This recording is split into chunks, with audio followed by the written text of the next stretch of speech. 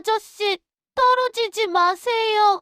7살 새쌍둥이의 절규가 겨울 새벽 상가 옥상을 울렸습니다. 제발 날 놔줘. 이제 끝이야. 아이들의 가녀린 손이 남자의 옷자락을 붙잡았습니다. 이거 다 드릴게요. 그러니 제발 죽지 마세요. 떨리는 작은 손엔 단돈 5천 원이 쥐어져 있었죠. 그 돈은 새벽거리를 헤매며 폐지를 주었던 아이들의 전부였습니다. 모든 걸 내려놓으려던 한 남자, 그리고 세상에서 가장 가난한 새쌍둥이.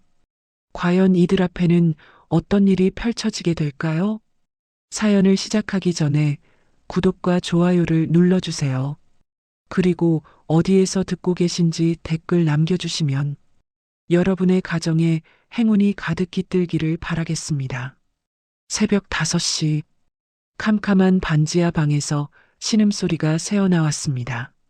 할아버지 태문의 목소리였어요. 74살 노인은 낡은 이불을 움켜쥐고 가슴을 쓸어내리고 있었습니다. 심장이 또 조이기 시작한 거죠. 옆방에서 할인이 벌떡 일어났습니다. 새쌍둥이 중 첫째인 할인은 알람이 필요 없었어요.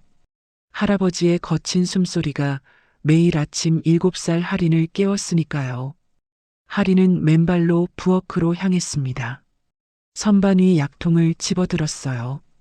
뚜껑을 열자 하얀 알약 서너 개가 덜그러니 굴러다녔습니다. 벌써 다 먹었네. 할인의 손이 떨렸습니다. 하루치도 안 됐어요.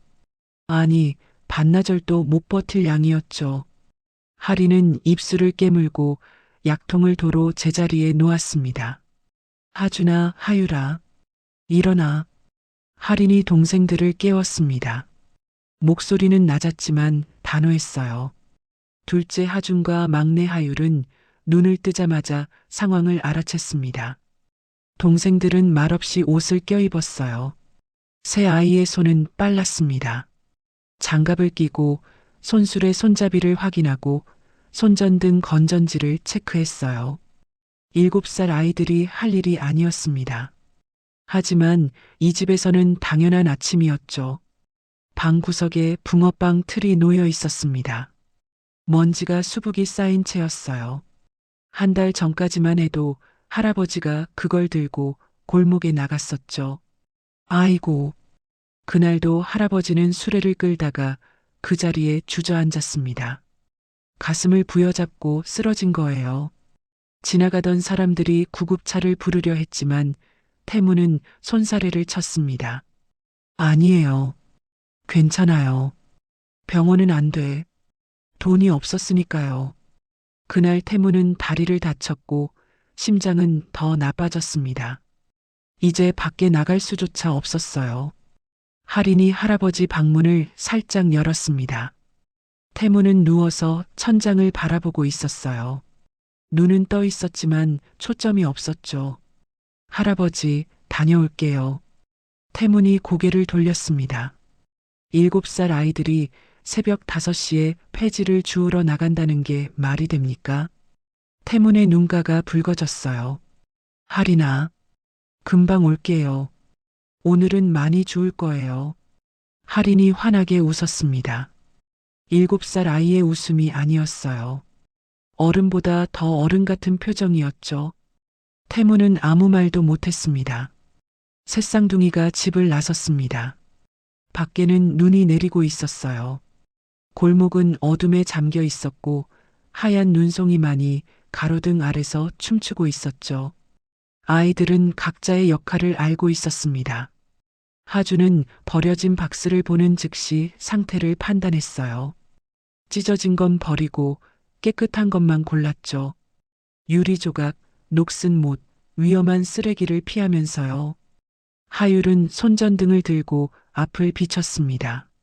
할인은 수거한 종이를 손수레에 쌓으며 머릿속으로 계산했습니다. 한 뭉치에 1,000원. 5 뭉치면 아니야, 부족해. 약간만 7,000원이었으니까요. 거기다 오늘 먹을 것까지 사려면 적어도 12,000원은 있어야 했어요. 골목을 돌다 보니 다른 수거꾼이 나타났습니다. 50살쯤 돼 보이는 남자였어요. 남자는 새쌍둥이를 보더니 인상을 찌푸렸습니다. 야, 꼬맹이들. 여긴 내 구역이야. 할인이 고개를 숙였습니다. 죄송해요. 새 아이는 말없이 방향을 바꿨어요. 싸울 힘도 싸울 이유도 없었습니다. 1시간이 지났습니다. 손수레는 겨우 3분의 1 정도 찼어요. 오늘따라 폐지가 너무 없었습니다. 할인의 얼굴이 점점 굳어갔어요. 고물상에 도착했습니다.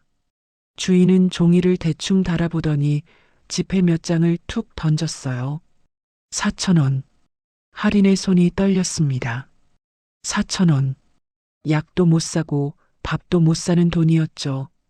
그때 고물상 밖에서 목소리가 들렸습니다. 폐지 수거하는 아저씨 둘이 이야기하고 있었어요. 야, 청림동 그 상가 건물 알지? 거기 요즘 박스 엄청 쌓여 있던데. 아, 거기. 나도 가봤어. 철거 곧 시작한다고 건물주가 정리하고 있더라고. 우리도 내일 한번 가볼까? 할인의 귀가 쫑긋했습니다. 청림동 상가 건물. 박스가 산처럼 쌓여 있다고요. 할인은 고물상 밖으로 나와 하준과 하유를 불렀습니다. 하준아. 응. 청림동으로 가자. 하준이 고개를 갸웃했어요. 거기 왜?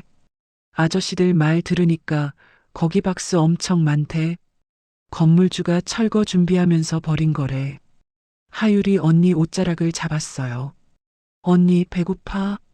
하준도 아무 말 없이 땅만 봤습니다. 할인은 4,000원을 꼭 쥐고 두 동생을 보았어요. 한번 가보자. 거기 가면 오늘 약도 사고 밥도 먹을 수 있어. 새 아이는 다시 손수레를 끌었습니다. 이번엔 방향이 달랐어요. 어둠은 더 깊어졌고 골목은 더 조용했습니다. 청림동 상가 건물은 골목 안쪽 깊숙한 곳에 서 있었습니다. 눈이 내리는 탓에 건물이 더 을씨년스러워 보였어요. 5층짜리 낡은 건물이었어요. 몇 달 전부터 가게들이 하나둘 문을 닫았고 이제는 텅 빈 채로 철거만 기다리고 있었죠. 건물 앞에는 공사 차량이 세워져 있었습니다. 건물주가 철거 전에 안을 정리하고 있었던 거예요. 며칠 전부터 남은 집기와 쓰레기를 버리느라 건물 뒤편에 박스와 폐기물을 잔뜩 쌓아뒀다고 했습니다. 새쌍둥이가 건물 뒤편에 도착했을 때 철조망 너머로 박스 더미가 보였어요. 우와. 하준의 입이 벌어졌습니다. 박스가 정말 산처럼 쌓여 있었어요. 깨끗한 종이 박스, 비닐 포장재, 폐기할 물건들이 한데 섞여 있었죠. 할인의 얼굴이 환해졌습니다. 저거면 오늘 10,000원은 되겠다. 새 아이는 철조망 틈을 비집고 안으로 들어갔습니다. 손수레는 밖에 두고 왔어요. 하준이 제일 먼저 박스를 뜯었습니다. 안에 깨끗한 종이가 가득했어요. 이거 완전 새 거잖아. 새 아이는 신이 나서 박스를 해체하기 시작했습니다. 얼어붙은 손으로 테이프를 뜯었죠. 종이를 펼치고 개수를 세고 묶었어요. 일은 순조로웠습니다. 하율이 손전등으로 주변을 비추다가 건물 안쪽을 봤어요. 출입문이 반쯤 열려 있었습니다. 언니, 저기 문 열려 있어. 안에도 있는 거 아니야? 할인이 고개를 저었습니다. 안으로 들어가면 안 돼. 여기 있는 것만 하자. 새 아이는 계속 박스를 모았습니다. 이미 손수레 2개 분량은 됐어요. 할인은 계산을 했습니다. 이 정도면 8,000원? 아니, 10,000원도 되겠다. 그때였습니다. 하율이 갑자기 고개를 번쩍 들었어요. 손전등이 위로 흔들렸죠. 언니. 하율의 목소리가 떨렸습니다. 할인과 하준이 동시에 고개를 들었어요. 건물 옥상. 난간 너머로 사람의 실루엣이 보였습니다. 눈 날리는 새벽 하늘을 배경으로 한 남자가 난간 위에 올라서서 아래를 내려다보고 있었습니다. 하준이 숨을 삼켰습니다. 저 사람 떨어지겠어. 할인의 심장이 쿵쾅거렸습니다. 7살 아이의 머릿속에 한 가지 생각만 스쳤어요. 저 사람 죽겠다. 할인이 소리쳤습니다. 빨리 위로 올라가야 돼. 새 아이는 박스를 내팽개치고 건물 안으로 뛰어들어갔습니다. 출입문을 밀고 들어가자 어둠이 아이들을 삼켰어요. 복도는 깜깜했습니다. 하율이 손전등을 비췄죠. 텅 빈 복도에 아무것도 없었어요. 가게들이 나간 자리만 횡하니 남아 있었죠. 엘리베이터. 하준이 엘리베이터 쪽으로 뛰었습니다. 버튼을 눌렀지만 불이 들어오지 않았어요. 건물 전기가 끊긴 거였죠. 계단으로. 새 아이는 계단을 향해 달렸습니다. 계단 입구에 안내판이 보였어요. 옥상까지 5층이라고 적혀 있었죠. 할인이 먼저 계단을 오르기 시작했습니다. 빨리. 1층, 2층, 3층. 새쌍둥이의 숨소리가 점점 거칠어졌습니다. 7살 아이들에게 5층은 너무 높았어요. 하율이 중간에 주저앉을 뻔했지만 하준이 손을 잡아 끌었죠. 4층을 지나 마지막 계단을 올랐습니다. 옥상으로 이어지는 철문이 보였어요. 문은 반쯤 열려 있었습니다. 새 아이는 숨을 헐떡이며 문 앞에 섰습니다. 할인이 떨리는 손으로 문을 밀었어요. 문이 천천히 열렸습니다. 차가운 새벽 바람이 얼굴을 때렸어요. 옥상 난간 앞에 40대로 보이는 남자가 서 있었습니다. 남자는 난간 밖을 내려다보고 있었어요. 등은 굽어 있었고 옷은 구겨져 있었죠. 한 손으로 난간을 붙잡고 있었지만 금방이라도 놓칠 것 같았습니다. 난간 아래는 5층 높이의 허공이었어요. 할인이 떨리는 목소리로 외쳤습니다. 아저씨. 남자의 어깨가 움찔했습니다. 천천히 고개를 돌렸어요. 40대 후반쯤 돼 보이는 남자였습니다. 얼굴은 수척했고 눈은 초점을 잃은 듯 했어요. 7살 새쌍둥이와 눈이 마주쳤습니다. 옥상 위로 하얀 눈송이가 소리 없이 떨어졌어요. 새벽 공기는 칼날처럼 차갑고 바람은 뼛속까지 파고들었죠. 남자는 난간 위에 올라서 있었습니다. 두 발이 간신히 난간 모서리에 걸쳐 있었어요. 어깨 위로 눈이 쌓이고 있었죠. 한 발만 더 내디디면 떨어질 거였습니다. 할인이 다시 외쳤습니다. 아저씨. 입김이 하얗게 퍼져나갔어요. 남자가 천천히 고개를 돌렸습니다. 새쌍둥이와 눈이 마주쳤어요. 남자의 얼굴은 수척했고 눈은 텅 빈 듯 초점이 없었죠. 남자가 손을 내저었습니다. 저리 가. 목소리가 갈라져 있었어요. 여긴 아이들이 있을 곳이 아니야. 빨리 내려가. 하준이 한 걸음 앞으로 나갔습니다. 눈발이 얼굴을 스쳤어요. 아저씨, 거기서 내려와요. 남자가 고개를 저었습니다. 눈가가 붉어져 있었죠. 이미 늦었어. 다 끝났어. 남자의 손이 떨렸어요. 난간을 붙잡은 손에 힘이 빠져가고 있었습니다. 하율이 울음을 터뜨렸습니다. 할인이 하율을 붙잡았어요. 하지만 할인의 손도 떨리고 있었죠. 추위 때문만은 아니었습니다.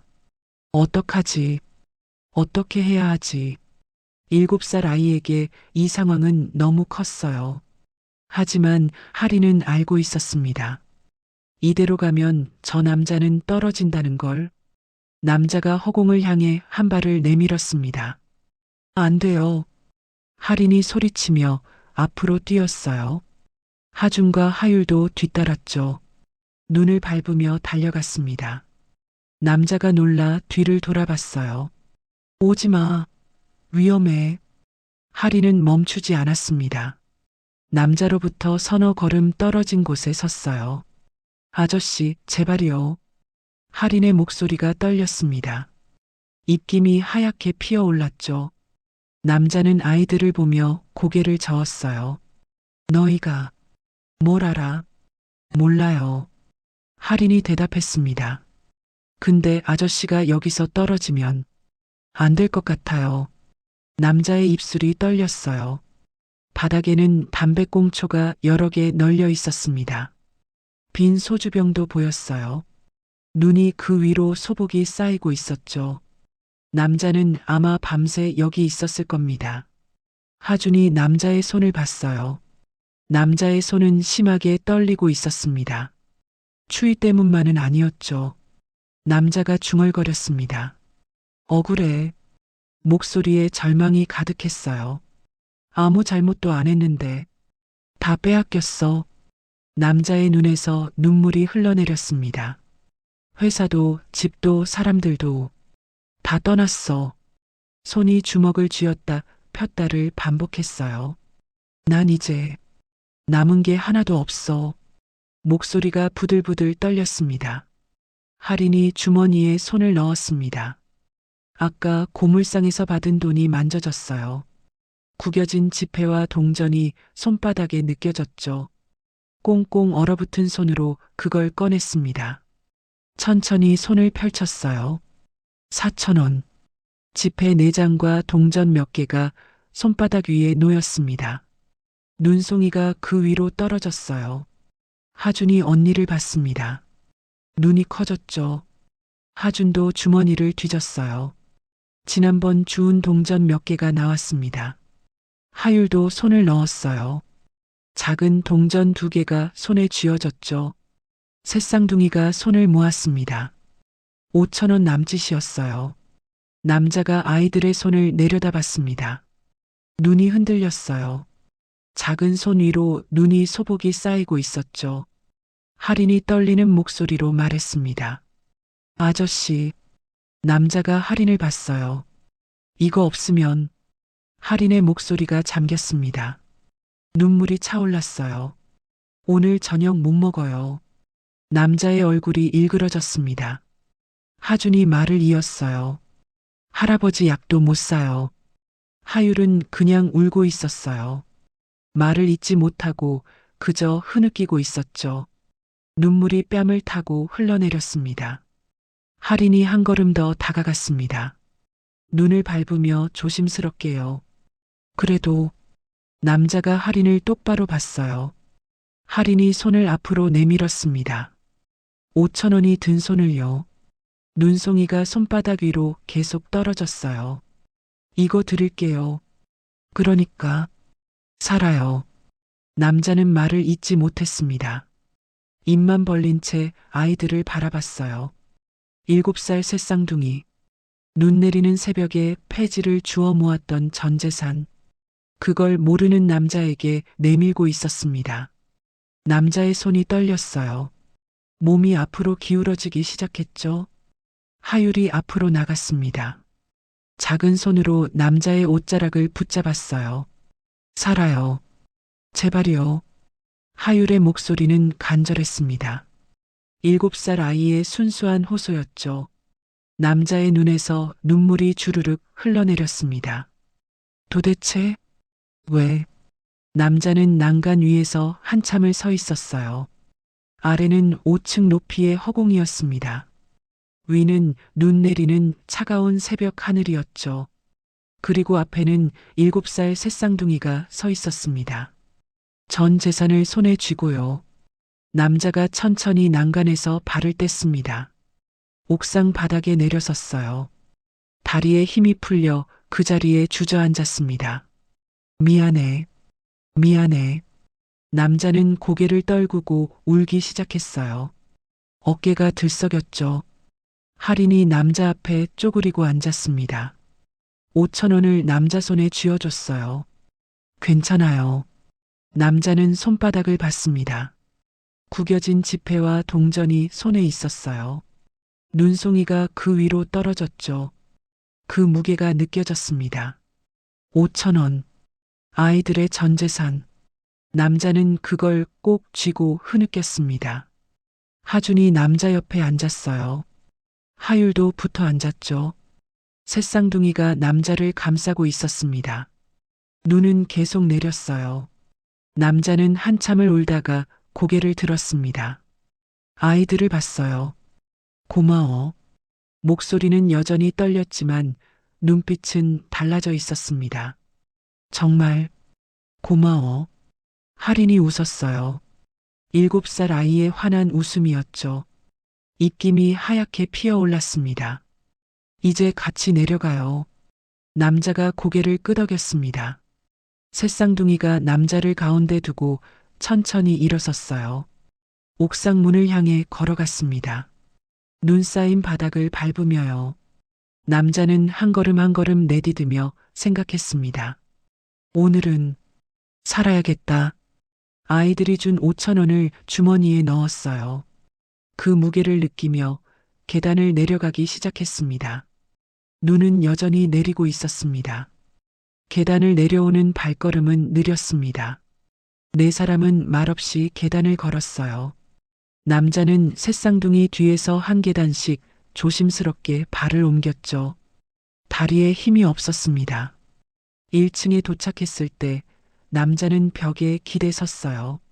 숨을 고르며 눈을 감았습니다. 할인이 남자를 올려다봤어요. 아저씨, 괜찮아요? 남자가 천천히 눈을 떴습니다. 아이들을 봤죠. 응, 괜찮아. 목소리는 여전히 떨리고 있었어요. 건물 밖으로 나왔습니다. 눈은 여전히 내리고 있었어요. 새벽 공기가 얼굴을 스쳤죠. 남자는 골목 가로등 아래 멈춰 섰습니다. 주머니에서 담배 한 개비를 꺼냈다가 다시 집어넣었어요. 손이 떨렸습니다. 하율이 남자 옷자락을 잡았어요. 아저씨, 이름이 뭐예요?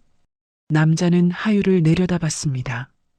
7살 아이의 순수한 눈빛이었죠. 이름. 남자는 한참을 망설였습니다. 그리고 천천히 입을 열었어요. 도현이야. 김도현. 할인이 고개를 끄덕였습니다. 저는 할인이에요. 얘는 하준, 얘는 하율. 도현은 새 아이를 번갈아 봤어요. 눈 속에 서 있는 7살 새쌍둥이. 김도현. 그 이름을 입 밖으로 낸 게 얼마 만인지 몰랐습니다. 1년 전 호텔 개관식장은 화려했습니다. 플래시가 터지고 박수가 쏟아졌어요. 단상 위에 도연이 서 있었죠. 김도연 대표님, 한 말씀 부탁드립니다. 기자들이 소리쳤습니다. 도연은 마이크를 잡았어요. 환하게 웃으며 말했죠. 저희 호텔은 믿음으로 만들어졌습니다. 직원들을 믿고, 고객을 믿고, 미래를 믿습니다. 박수가 터져 나왔어요. 옆에는 정미경이 서 있었습니다. 부대표였죠. 우아하게 미소 지으며 도연을 바라봤어요. 뒤쪽에는 이상규가 있었습니다. 재무이사였죠. 조용히 사람들을 훑어보고 있었어요.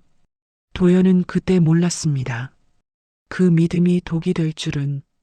도연은 서류에 결제 도장을 찍고 있었습니다. 이상규가 서류를 내밀었죠.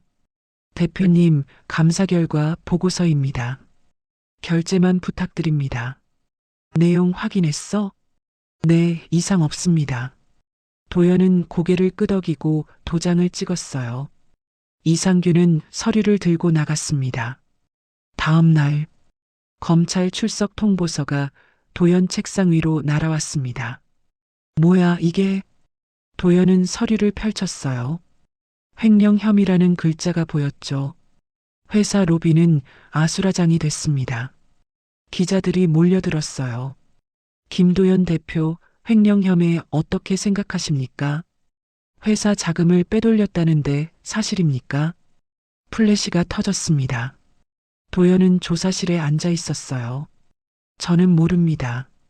제가 왜 여기 앉아 있어야 합니까? 수사관이 서류를 내밀었습니다. 이 계좌 대표님 명의 아닙니까? 제 계좌가 아닙니다. 그럼 이 결제는요? 대표님 도장 아닙니까? 도연은 서류를 봤어요. 분명 자기 도장이었죠. 이건 제가 찍었지만 자백하시는 겁니까? 도연은 말을 잇지 못했습니다. 며칠 후 통장이 동결됐습니다. 부동산도 막혔어요. 카드가 정지됐죠. 집에서 정미경이 짐을 싸고 있었습니다. 당신, 뭐 하는 거야? 정미경은 차갑게 쳐다봤어요. 이혼해요. 뭐? 당신 때문에 다 끝났어요. 나까지 망할 순 없어요. 이혼 서류를 탁자에 내던졌습니다. 도연은 손을 뻗었지만 정미경은 돌아서 나갔어요. 도연은 전화를 들었습니다. 오래 알던 지인에게 전화를 걸었죠. 여보세요. 나 좀 도와줘. 억울하게 당한 거야. 미안해, 도연아. 나도 위험해. 연락하지 마. 전화가 끊겼습니다. 1명, 2명, 3명 모두 전화를 끊었어요. 도연은 빈 사무실에 홀로 앉아 있었습니다. 회장 명패가 책상 위에 놓여 있었죠. 다음 날 그 명패는 사라졌습니다. 김도연 회장이라는 이름도 함께. 그로부터 1년 후 도연은 눈 내리는 골목에 서 있었어요. 아이들이 자기를 올려다보고 있었죠. 아저씨, 어디 가요? 하준이 물었습니다. 도연은 대답하지 못했어요. 갈 곳이 없었으니까요. 할인이 하준과 하유를 봤습니다. 뭔가 결심한 표정이었어요. 우리 집 가요. 도연이 고개를 들었습니다. 뭐? 아저씨, 갈 데 없죠? 도연은 부인하지 못했습니다. 할인이 계속 말했어요. 우리 집 좁지만 오늘 하루만이라도요. 도연은 아이들을 봤습니다. 7살 아이들이 자기를 집으로 데려가겠다고 했어요. 안 돼. 도연은 고개를 숙였어요. 패 끼치고 싶지 않아. 하율이 도연 손을 잡았습니다. 아저씨, 같이 가요. 작은 손의 온기가 느껴졌습니다. 도연은 한참을 망설이다가 고개를 끄덕였어요. 하루만, 정말 하루만. 새쌍둥이가 앞서서 걸었습니다. 도연은 몇 걸음 뒤에서 따라갔어요. 눈은 계속 내렸습니다. 도연은 주머니 속 5,000원을 만졌어요. 구겨진 지폐가 손에 느껴졌죠. 아이들의 전부였어. 그 무게가 가슴을 눌렀습니다. 오늘은 살아야 한다. 도연은 그렇게 중얼거리며 걸었어요. 좁은 골목을 지나 반지하 계단을 내려갔습니다. 반지하 계단을 내려가자 차가운 기운이 올라왔습니다. 할인이 문을 열었어요. 삐걱거리는 소리와 함께 곰팡이 냄새가 확 퍼져나왔죠. 도연은 문 앞에서 잠시 망설였지만 아이들이 먼저 들어가자 따라 들어갔습니다. 방 안은 좁았어요. 6평 남짓한 공간에 이불이 2개 깔려 있었고 벽에는 얼룩진 곰팡이 자국이 선명했죠. 천장에서는 물이 스며든 흔적이 보였습니다. 안쪽에서 거친 숨소리가 들렸어요. 태문이 이불을 뒤집어 쓴 채 누워 있었습니다. 낯선 발소리에 몸을 일으키려다 다리 통증이 올라왔는지 얼굴을 찌푸렸어요. 하율이 급히 달려가 할아버지를 붙잡았습니다. 할아버지, 다리 조심하세요. 태문은 하율을 보다가 문 앞에 선 낯선 남자를 봤어요. 눈빛이 날카로워졌죠.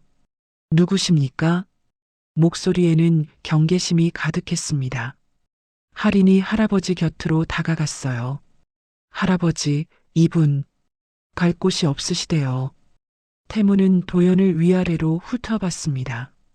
구겨진 옷, 수척한 얼굴, 초점 없는 눈빛, 거리에서 자는 사람처럼 보였죠. 여기 좁은데. 태문의 목소리가 낮아졌어요. 도연은 바닥만 보며 고개를 숙였습니다. 죄송합니다. 하루만. 그 이상은 패 끼치지 않겠습니다.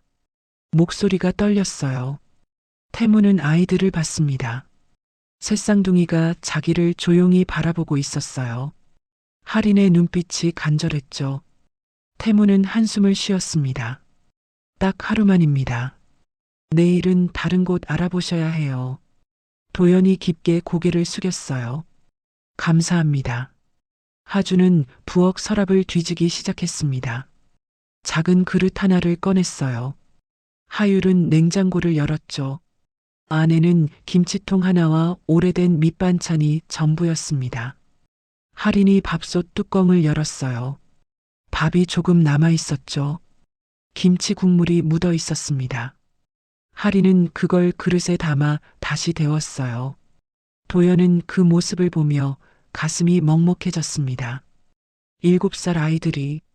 잠시 후 작은 밥그릇이 도연 앞에 놓였어요. 드세요. 할인이 말했습니다. 도연은 그릇을 받아들었지만 숟가락을 들지 못했어요. 손이 떨렸습니다. 태무는 방 한구석 약봉지를 정리하다가 숨이 차서 멈췄어요. 손으로 가슴을 눌렀죠.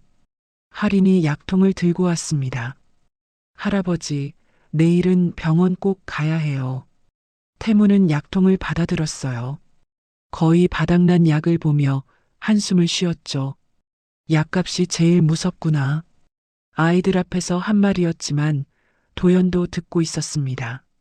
도연은 조심스럽게 물었어요. 아이들, 부모님은 안 계십니까? 방 안 공기가 무거워졌습니다. 태문의 얼굴이 굳었어요. 한참을 침묵하다가 짧게 고개를 떨궜죠. 2년 전에 교통사고로 둘 다 갔습니다.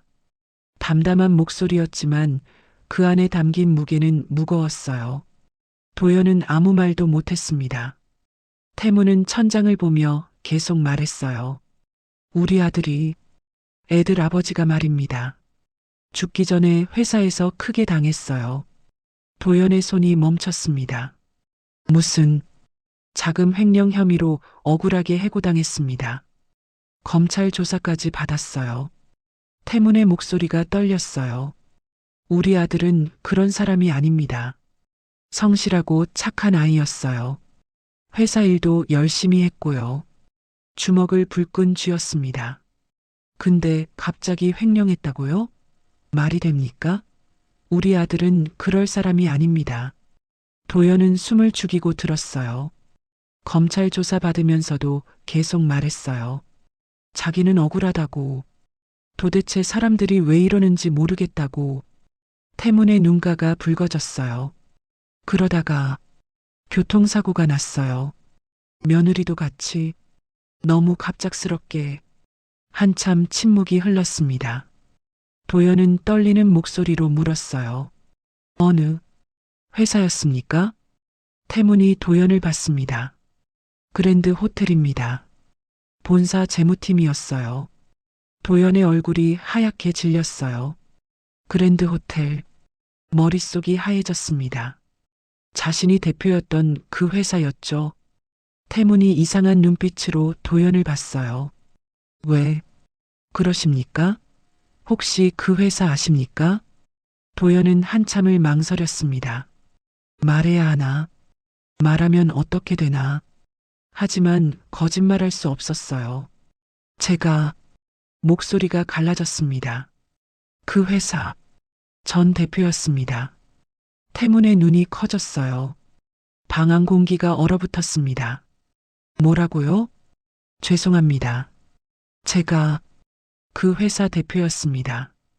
태문은 도연을 뚫어지게 쳐다봤죠. 분노가 치밀어 올랐습니다. 당신이 그 회사 대표였다고요? 예. 그럼 우리 아들 일도 알았겠네요? 도연은 고개를 끄덕였어요. 알고 있었습니다. 그때는 직원의 개인 비리라고 보고받았습니다. 태문의 주먹이 떨렸어요. 개인 비리? 우리 아들이 비리를 저질렀다는 겁니까? 아닙니다. 그게 아니라. 도연은 말을 잇지 못했어요. 태문은 숨을 고르며 물었습니다. 그럼 묻겠습니다. 당신은 그 큰 회사 대표였는데 왜 지금 이 꼴입니까? 날카로운 질문이었어요. 도연은 한참을 침묵하다가 천천히 입을 열었습니다. 저도 1년 전에 쫓겨났습니다. 쫓겨났다고요? 횡령 혐의로. 태문의 눈빛이 흔들렸어요. 도연이 계속 말했습니다. 저도 억울합니다. 전 정말 잘못한 게 없는데 횡령, 배임 혐의로 억울하게 누명 쓰고 모든 걸 빼앗겼어요. 목소리가 떨렸어요. 회사도 집도 가족도 다 잃었습니다.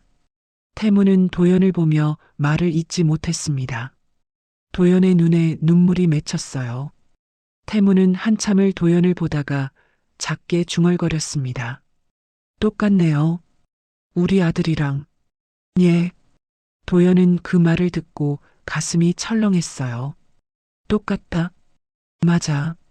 너무 똑같아. 태무는 더 이상 말하지 않았습니다. 천천히 몸을 돌렸어요.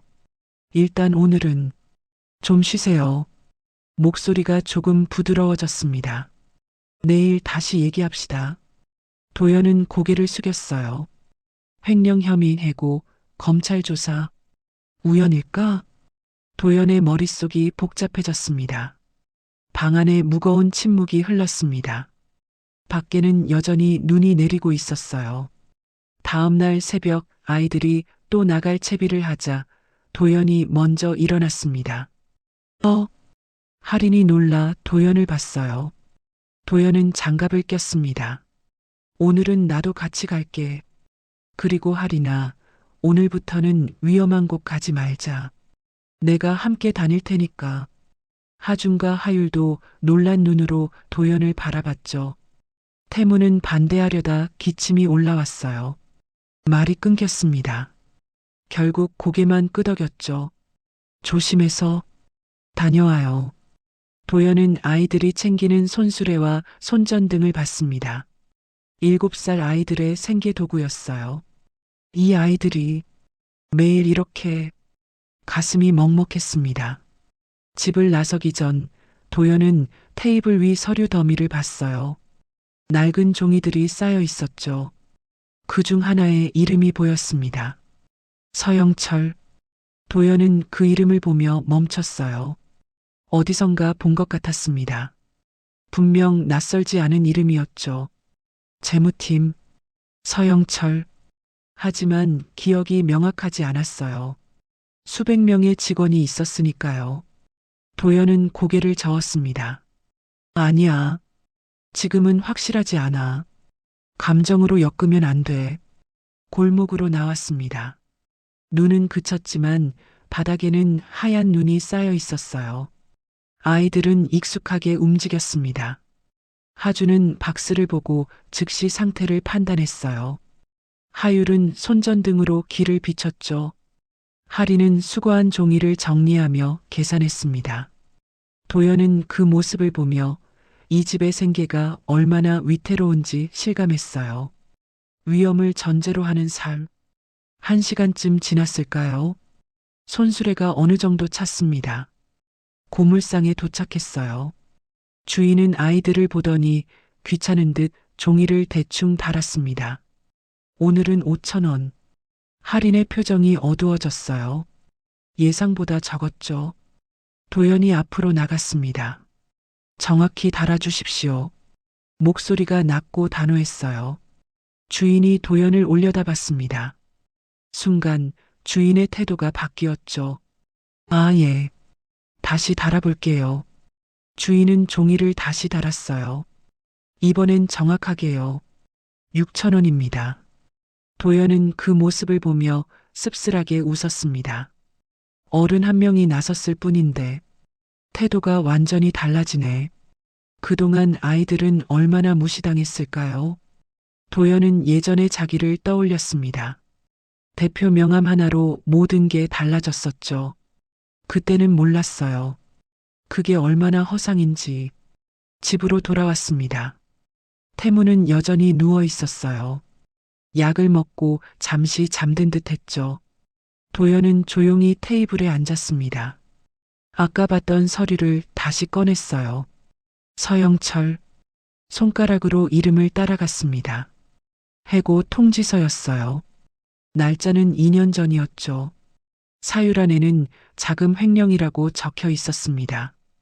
도연은 자기 사건과 비교했어요. 똑같았습니다. 혐의도, 절차도, 타이밍도. 우연일까? 도연은 고개를 저었어요. 아니야. 너무 닮았어. 하지만 아직 증거가 없었습니다. 단정할 수 없었죠. 도연은 예전에 쓰던 노트를 꺼냈습니다. 먼지가 쌓여 있었어요. 첫 장을 펼치고 날짜를 적었습니다. 그리고 키워드만 적기 시작했어요.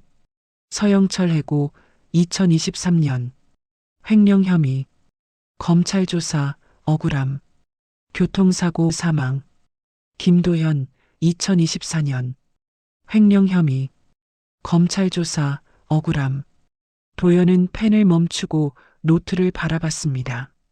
패턴이 보였어요. 하지만 해석은 하지 않았습니다. 아직은 추측일 뿐이었으니까요. 확인해 봐야 해. 도연은 자기 사건 기록을 다시 구해야겠다고 생각했어요. 그리고 영철의 사건도 확인해야 했죠. 하지만 휴대폰이 없었습니다. 요금을 못내 끊긴 지 오래였어요. PC방에 가자. 도연은 주머니를 뒤졌습니다. 아이들이 준 5천 원이 아직 남아 있었어요. 쓰지 않고 아껴뒀던 거였죠. 밤이 됐어요. 도연은 근처 PC방으로 향했습니다. 낡은 건물 2층에 있었죠. 1,000원을 내고 자리에 앉았어요. 포털 사이트를 열었습니다. 검색창에 자기 이름을 쳤죠. 김도연 횡령. 수많은 기사가 쏟아졌습니다.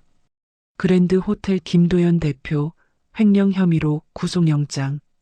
김도연 전 대표 수십억대 비자금 조성 의혹. 화려했던 호텔 제국 한순간에 무너져. 도연은 기사를 하나씩 캡처했어요. 날짜별로 정리했죠. 그리고 다시 검색창에 쳤습니다. 서영철 그랜드 호텔. 기사는 거의 없었어요. 단 하나만 나왔죠. 그랜드 호텔 재무팀 직원, 자금 횡령으로 해고. 짧은 기사였습니다. 이름도 익명 처리돼 있었어요.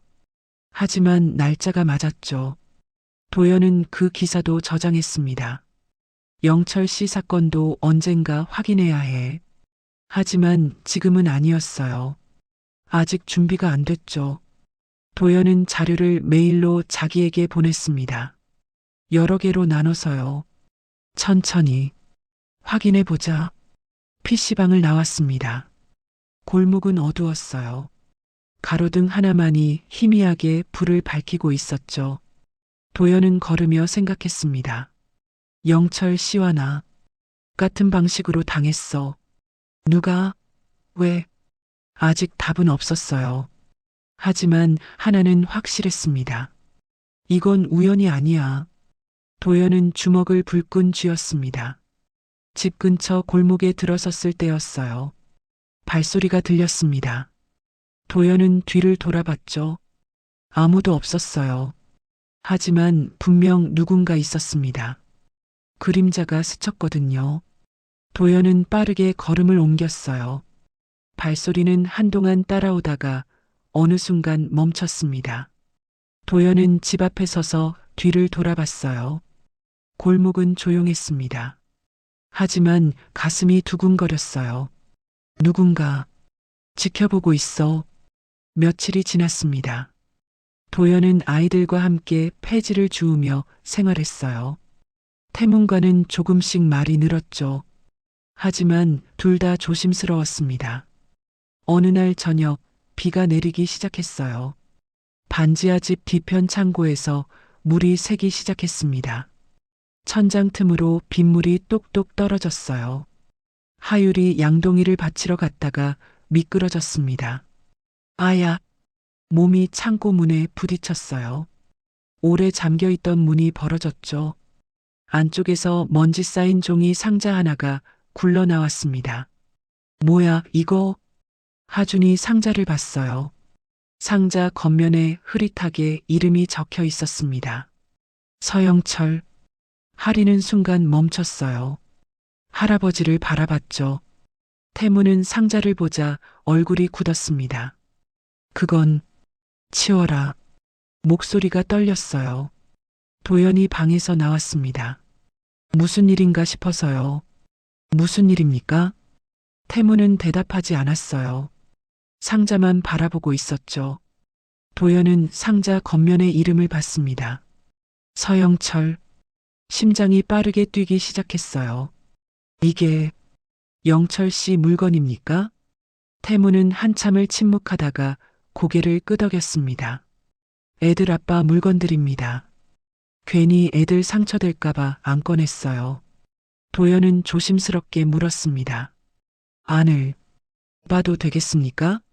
태무는 도연을 봤어요. 한참을 망설이다가 천천히 말했죠. 보십시오. 어차피 이제 의미 없는 것들입니다. 도연은 상자를 열었습니다. 안에는 밝게 웃고 있는 가족 사진과 낡은 수첩, 복사된 서류 몇 장, 그리고 USB가 들어 있었어요.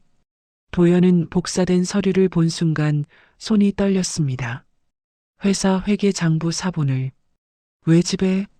일반 직원이 회계장부를 복사해서 집에 가져오는 건 흔한 일이 아니었습니다. 도연은 서류를 자세히 넘겨봤어요. 자금 이동 내역이 빼곡했습니다. 날짜, 금액, 계좌번호. 그중 몇몇 항목에 빨간 펜으로 동그라미가 쳐져 있었어요. 도연은 표시된 부분을 자세히 봤습니다. 해외 계좌로 나간 자금들이었죠. 수상하다고 생각했구나. 상자 안에 있던 낡은 수첩을 꺼냈습니다. 수첩을 펼쳐 작성된 내용을 살펴봤습니다. 해외 송금 내역을 추적한 기록들이었습니다. 그리고 한 문장이 눈에 들어왔죠. 이상규 이사님께 보고했으나 그냥 넘어가라고 하심. 왜? 도연의 손이 떨렸습니다.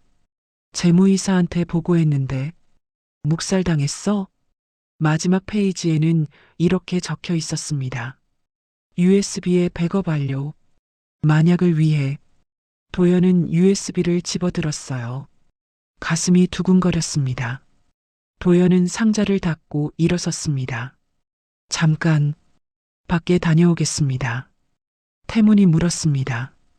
어디 가십니까? 확인할 게 있습니다. 금방 올게요. 비가 내리는 저녁이었습니다. 도연은 우산도 없이 PC방으로 뛰었어요. 빗물이 얼굴을 적셨지만 신경 쓰지 않았죠. PC방에 도착했습니다. 자리에 앉아 USB를 꽂았어요. 손이 떨렸습니다. 파일이 열렸습니다. 자금 이동 내역이었죠. 도연은 화면을 내려보기 시작했습니다. 날짜별로 정리된 송금 내역이 빼곡했어요. 적게는 몇백만 원부터 많게는 몇천만 원까지 반복적이었죠. 매주 매달 규칙적으로. 그리고 수취 계좌가 눈에 들어왔습니다. KS 인베스트먼트, JS 캐피탈, LS 홀딩스. 도연은 그 이름들을 보며 눈을 가늘게 떴어요. 법인 이름. 하나씩 검색하기 시작했습니다. 첫 번째 법인 KS 인베스트먼트. 대표 이름이 나왔어요. 김민정. 도연의 심장이 멎는 것 같았습니다. 김민정? 이상규 이사 아내랑 이름이 같잖아. 10년 넘게 함께 일하며 부부 모임으로 여러 번 본 적 있었죠. 두 번째 법인을 검색했습니다. 역시 같은 이름. 김민정. 세 번째도 마찬가지였습니다. 모두 이상규 아내 명의였어요. 도연은 숨이 막혔습니다. 이상규. 아내 명의로 돈을 빼돌린 거였어. 도연은 화면을 계속 내려봤습니다. 총 송금액을 계산했어요. 수십억 원이었습니다. 도연은 본인 사건을 떠올렸어요. 1년 전 자기도 똑같은 혐의를 받았었죠. 회사 자금을 해외 계좌로 빼돌렸다고요. 그때 검찰이 제시한 증거도 이런 식이었습니다. 날짜, 금액 계좌. 하지만 도연은 모르는 일이었어요. 누군가 나를 희생양으로 만들었어. 이제 알았습니다. 이상규, 당신이었구나. 도연은 소름이 돋았어요. 영철도 똑같았습니다. 이상규의 비리를 발견했고 그걸 보고하려 했겠죠. 하지만 이상규가 먼저 움직였어요. 영철에게 누명을 씌웠죠. 그리고 나도. 도연의 손이 떨렸습니다. 정미경도 연루돼 있을 거야. 회사 부대표였던 도연의 전 아내. 이상규와 오래전부터 내연 관계였던 그녀도 분명 알고 있었을 겁니다. 둘이 함께 움직였을 가능성이 컸습니다. 둘이 짜고 내 회사를 빼앗은 거였어. 도연은 파일을 복사했습니다. 여러 개로 나눠서요. 메일로도 보냈죠. 이제 증거가 있어. 하지만 아직은 조심해야 했습니다. 누구한테 보여줘야 하지? 변호사? 검찰? 신뢰할 수 있는 사람이 필요했어요. 도연은 자리에서 일어났습니다. USB를 주머니에 넣었죠. PC방을 나왔어요. 비는 여전히 내리고 있었습니다. 도연은 골목길을 걸었어요. 그때였습니다. 뒤에서 발소리가 들렸어요. 도연은 뒤를 돌아봤습니다. 아무도 없었어요. 하지만 분명 소리가 났었죠. 도연은 빠르게 걸음을 옮겼습니다. 발소리는 계속 따라왔어요. 도연은 뛰기 시작했습니다. 집까지 단숨에 달렸죠. 집 앞에 도착해서 문을 열고 들어갔어요. 숨을 헐떡이며 뒤를 돌아봤습니다. 골목은 조용했습니다. 하지만 도연은 알았어요. 누군가 날 지켜보고 있어. 이상규, 당신이 보낸 거지? 도연은 주머니 속 USB를 만졌습니다. 밖에서는 비가 더 세차게 내렸어요. 도연은 집에 들어와서도 한참을 서 있었습니다. 태문이 물었습니다. 뭐가 있었나요? 있었습니다. 결백을 증명할 중요한 게. 도연은 태문을 똑바로 봤어요. 서영철 씨 결백을 증명하겠습니다. 그리고 제 결백도 함께요. 그날 밤 도연은 잠을 이루지 못했어요. 변호사를 찾아야 해. 다음 날 아침 도연은 일찍 일어나 주머니를 뒤졌습니다. 지갑 안쪽에 오래된 명함들이 끼워져 있었습니다. 박지훈 변호사. 10년 전 회사 법률 자문이었던 사람. 개인적으로도 가까웠던 사람이죠. 도연은 공중전화로 전화를 걸었어요. 여보세요? 지훈 씨. 접니다. 김도연. 도연 형님? 목소리에 놀라움이 가득했어요.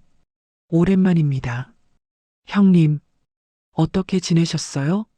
그동안 소식이. 지훈의 목소리에는 걱정이 섞여 있었어요.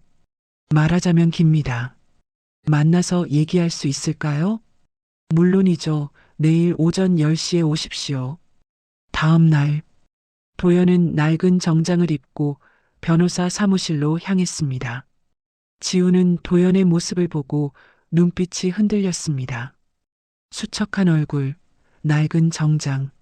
하지만 아무 말도 하지 않았어요. 대신 악수를 청했죠. 앉으십시오. 도연은 소파에 앉자마자 USB를 책상 위에 놓았습니다. 이게 뭡니까? 도연은 모든 것을 말했습니다. 자신의 이야기를, 그리고 2년 전 똑같이 당한 직원 서영철의 이야기를. 지훈은 말없이 듣더니 USB를 컴퓨터에 꽂았습니다. 화면을 내려보던 지훈의 표정이 점점 굳어졌습니다. 이건 조직적 횡령의 증거네요. 지훈은 계속 화면을 보다가 도연을 봤습니다. 하지만 형님, 이것만으론 형님 무죄를 직접 증명할 순 없습니다. 도연의 얼굴이 굳었어요. 이건 서영철 씨가 2년 전에 발견한 증거입니다.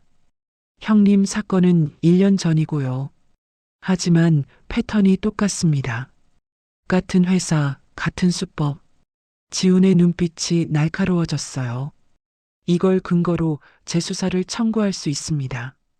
두 사건의 연관성을 주장하는 거죠. 지훈이 계속 설명했습니다. 재수사가 시작되면 형님 사건도 다시 들여다볼 겁니다. 그러면 새로운 증거도 찾을 수 있을 거예요. 새로운 증거요? 예. 처음 수사 때 놓쳤거나 은폐된 것들이 분명 있을 겁니다. 도연은 고개를 끄덕였습니다.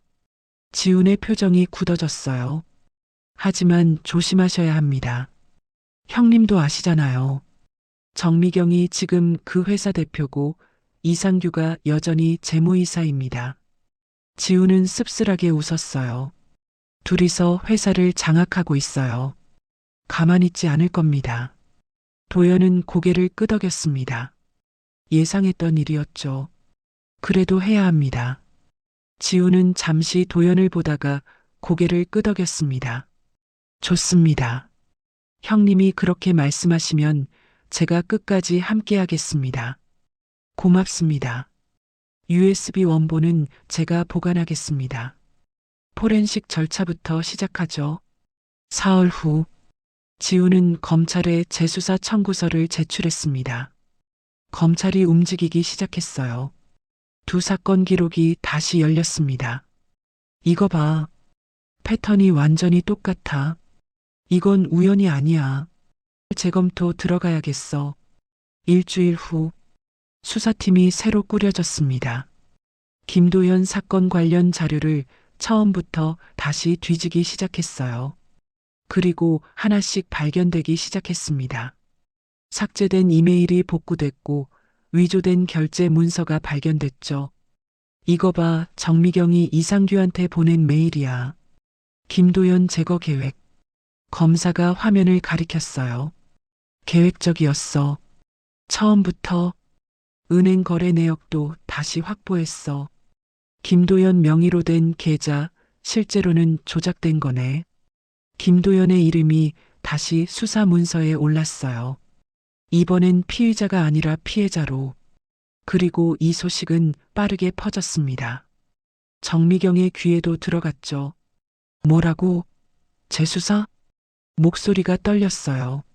전화를 끄는 정미경은 즉시 이상규에게 전화를 걸었습니다. 서영철, 김도연 자료, 당신이 정리했다고 했잖아. 정리했습니다. 관련 증거가 검찰에 제출됐다는데 재수사 얘기가 왜 나오는 거냐고. 이상규는 잠시 침묵했습니다. 김도연 위치부터 파악해. 전화를 끄는 이상규는 누군가에게 전화를 걸었습니다. 김도연, 위치 파악하고 움직임 감시해줘. 며칠이 지났습니다. 도연은 창문 밖을 봤어요. 골목 끝에 차 한 대가 서 있었습니다. 불이 꺼진 채로요. 다음 날도 그 다음 날도 같은 차가 있었어요. 도연은 태문에게 말했습니다. 혹시 모르니 아이들밖에 혼자 나가지 못하게 해주십시오. 태문의 얼굴이 굳었습니다. 위험합니까? 모르겠습니다. 하지만 조심해야 합니다. 태문은 고개를 끄덕였어요. 그날 밤부터 도연은 불을 켜두고 잤습니다. 2주일이 지났습니다. 지훈에게서 연락이 왔어요. 새 증거 확보했습니다.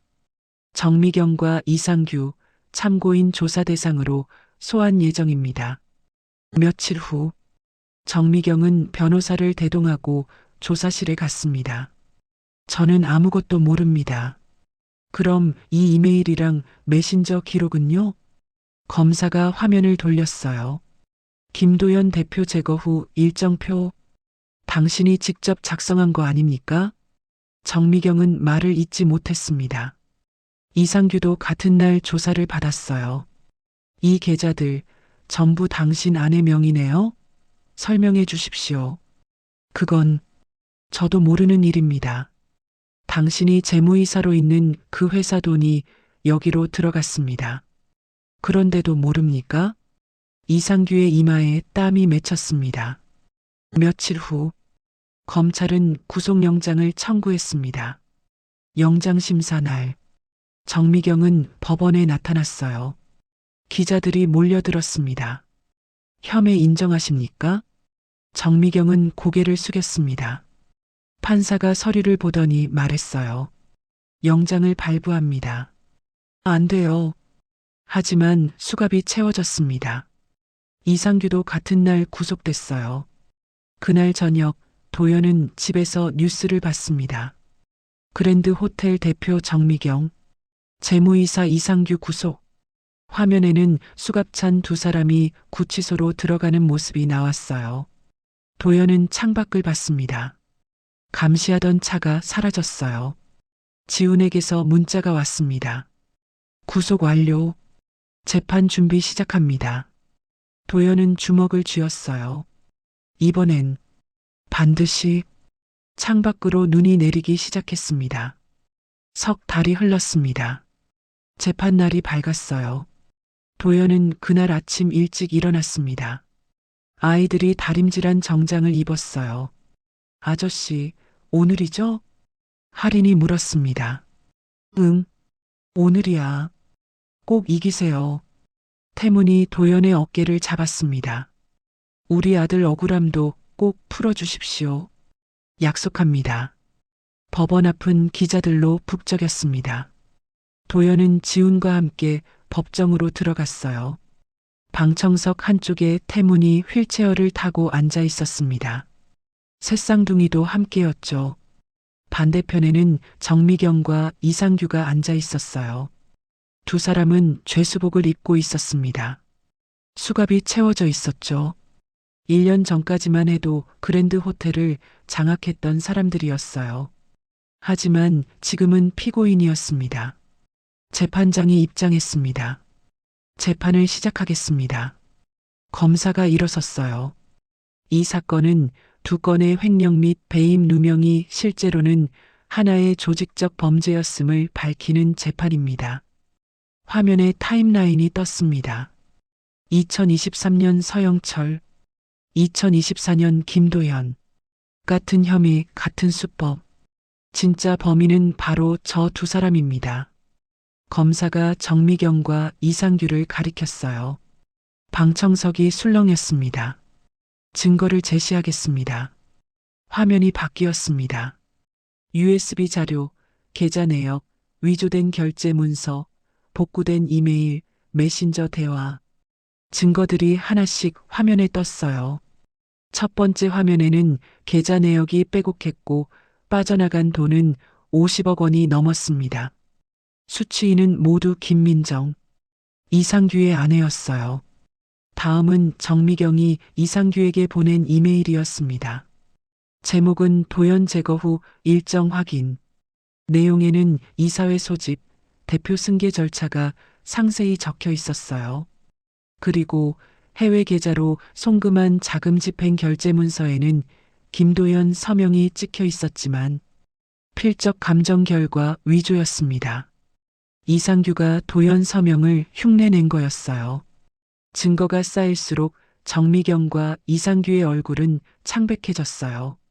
더 이상 변명의 여지가 없습니다. 검사가 단호하게 말했습니다. 정미경의 변호사가 일어섰어요. 이에 있습니다. 정황 증거일 뿐입니다. 정황 증거라고요? 검사가 웃었습니다. 그럼 김도연 씨 증언을 들어보시죠. 김도연 씨 증인석으로. 도연이 일어났습니다. 증인석에 섰어요. 손이 떨렸습니다. 1년 전 무슨 일이 있었습니까? 도연은 천천히 말을 시작했습니다. 어느 날 갑자기 끝났습니다. 목소리가 떨렸어요. 회사도 집도 가족도 모든 게 한순간에 사라졌습니다. 횡령과 배임 혐의를 받았습니다. 하지만 저는 아무것도 하지 않았어요. 도연의 눈에 눈물이 맺혔습니다. 아무도 믿어주지 않았습니다. 친구들도 지인들도 다 떠났습니다. 1년 동안 거리를 헤맸습니다. 도연은 전 아내 미경을 봤어요. 미경은 고개를 돌렸습니다. 도연의 목소리가 커졌어요. 하지만 더 억울한 사람이 있습니다. 도연이 방청석에 태문과 아이들을 봤습니다. 서영철 씨입니다. 그 사람은 그랜드 호텔 재무팀 직원으로 회사 자금 이상 흐름을 처음 발견하고 보고했던 사람입니다. 이상규 씨에게요. 이상규가 움찔했습니다. 하지만 묵살당했고 오히려 횡령 누명을 썼습니다. 도연의 목소리가 떨렸어요. 그리고 검찰 조사받다가 교통사고로 세상을 떠났습니다. 아내와 함께요. 5살 새쌍둥이를 남기고요. 방청석에서 흐느끼는 소리가 들렸습니다. 도연은 정미경과 이상규를 똑바로 봤어요. 당신들이 빼앗은 건 제 인생만이 아닙니다. 한 가족을 완전히 무너뜨렸습니다. 도연은 더 이상 말을 잇지 못했습니다. 고개를 숙였어요. 자리로 돌아가십시오. 재판장이 말했습니다. 잠시 침묵이 흘렀습니다. 재판장이 정미경과 이상규를 봤어요. 피고인들 할 말 있습니까? 이상규가 천천히 일어섰습니다. 손이 떨리고 있었어요. 한참을 서 있다가 입을 열었습니다. 재판장님, 정미경이 이상규를 쏘아봤습니다. 하지만 이상규는 고개를 저었어요. 더 이상 못하겠습니다. 뭐? 정미경이 소리쳤습니다. 이상규는 정미경을 보지 않았습니다. 제가 잘못했습니다. 목소리가 떨렸어요. 회사 돈을 빼돌렸습니다. 서영철 씨와 김도연 씨에게 누명을 씌웠습니다. 방청석이 술렁였습니다. 왜 그랬습니까? 재판장이 물었습니다. 돈이 필요했습니다. 이상규가 정미경을 봤어요. 그리고 회사를 차지하고 싶었습니다. 정미경이 벌떡 일어섰어요. 네가 먼저 제안했잖아. 당신도 동의했잖아. 두 사람이 서로를 비난하기 시작했습니다. 재판장이 망치를 두드렸어요. 두 사람 모두 조용히 하세요. 법정이 조용해졌습니다. 재판장이 서류를 정리했어요. 판결을 선고하겠습니다. 모두가 숨을 죽였습니다. 피고인 정미경, 이상규는 업무상 횡령, 배임, 문서 위조, 무고 혐의로 유죄를 선고합니다. 정미경, 이상규 징역 10년. 재판장의 목소리가 법정에 울렸습니다. 정미경의 얼굴이 하얗게 질렸어요. 그리고 재판장이 도연을 받습니다. 김도연 씨에 대한 모든 혐의는 무죄로 인정합니다. 도연의 눈에서 눈물이 흘러내렸습니다. 또한 서영철 씨에 대한 혐의도 무죄로 인정하며 재판장이 잠시 멈췄습니다. 그의 명예를 회복합니다. 방청석에서 태문이 울음을 터뜨렸습니다. 우리 아들은 나쁜 사람이 아니었어. 할인이 할아버지 손을 꼭 잡았어요. 하주는 고개를 숙였고 하율은 소리 없이 울었습니다. 재판장이 계속 말했습니다. 다만 서영철 씨 부부의 교통사고 건에 대해서는 검찰이 재조사를 검토했으나 어떤 범죄에 연루되었다는 결정적인 증거는 찾지 못했습니다. 하지만 사고 전후의 정황을 보면 단순 사고라고 하기엔 이상하네요. 재판장이 정미경과 이상규를 날카롭게 노려봤어요. 의미심장한 침묵이 흘렀습니다. 이상으로 판결을 마치겠습니다. 망치 소리가 울리고 재판이 끝났습니다. 도연은 한참을 증인석에 앉아 있었어요. 지훈이 다가왔습니다. 형님, 이겼습니다. 밖으로 나가자 태문이 기다리고 있었어요. 도연은 태문 앞에 섰습니다. 어르신 서영철 씨, 무죄입니다. 명예가 회복됐습니다. 태문의 눈에서 눈물이 주르륵 흘러내렸어요. 정말 고마워요. 도연은 아이들 앞에 무릎을 꿇었어요. 늦어서 미안해. 더 빨리 밝혔어야 했는데.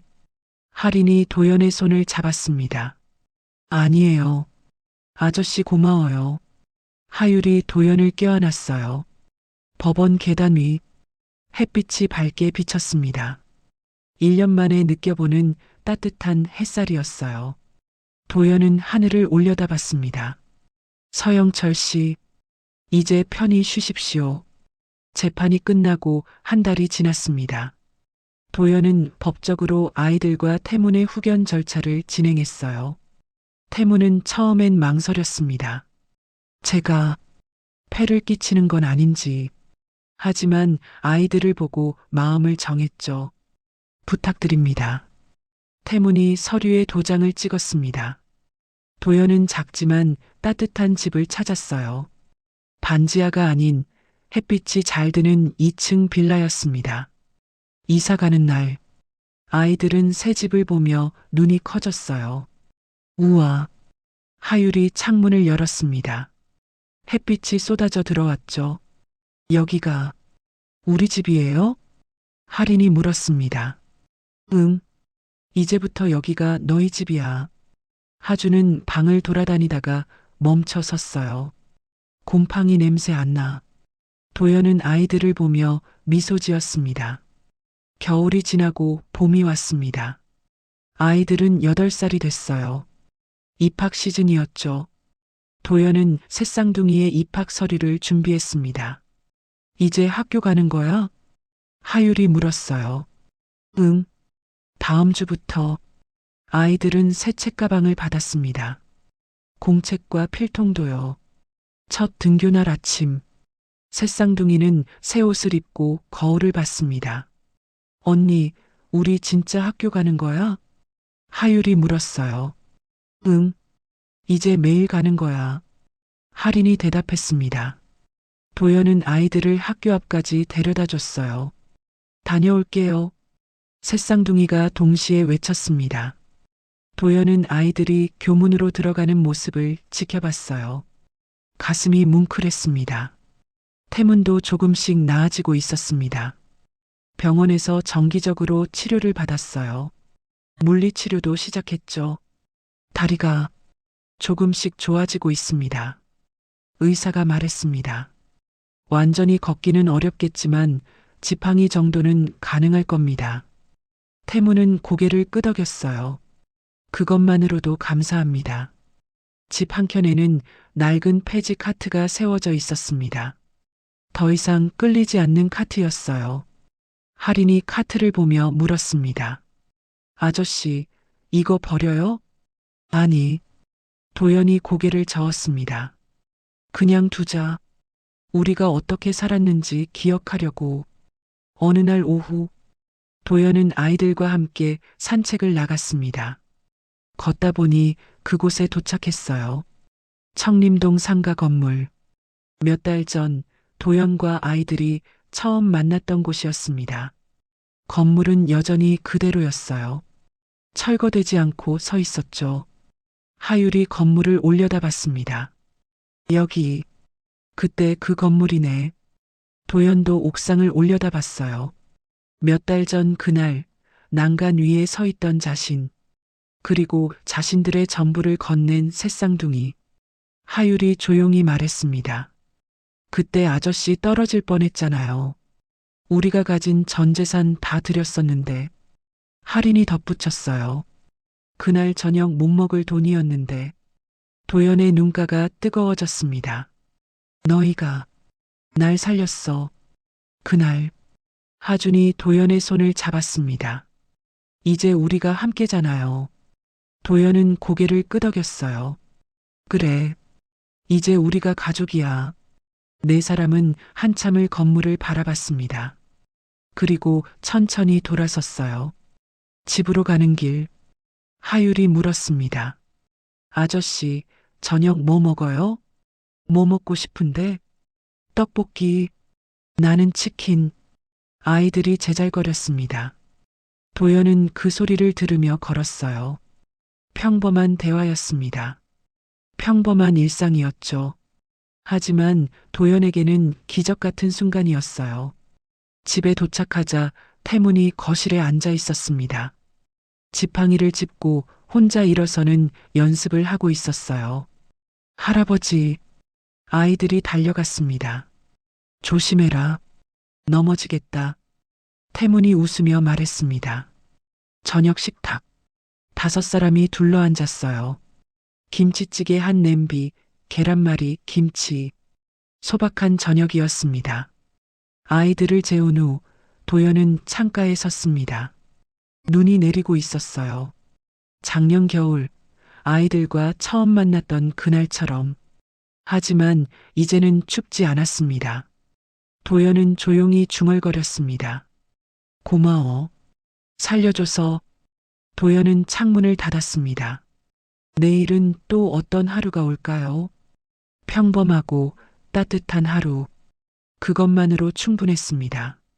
도연은 처음으로 평범한 내일을 기다리며 잠자리에 들었습니다. 오늘 이야기 어떠셨나요? 이 사연이 당신의 하루에 작은 위로가 되었다면 무료로 할 수 있는 구독과 좋아요로 마음을 나눠주세요. 그리고 사연 주인공에게 건네고 싶은 위로나 응원의 말이 있으시다면 댓글로 남겨주세요. 당신의 한마디가 누군가에겐 오늘 하루를 버틸 큰 힘이 됩니다. 늘 건강하시고 내일도 밝고 따뜻한 하루가 되시길 바랍니다.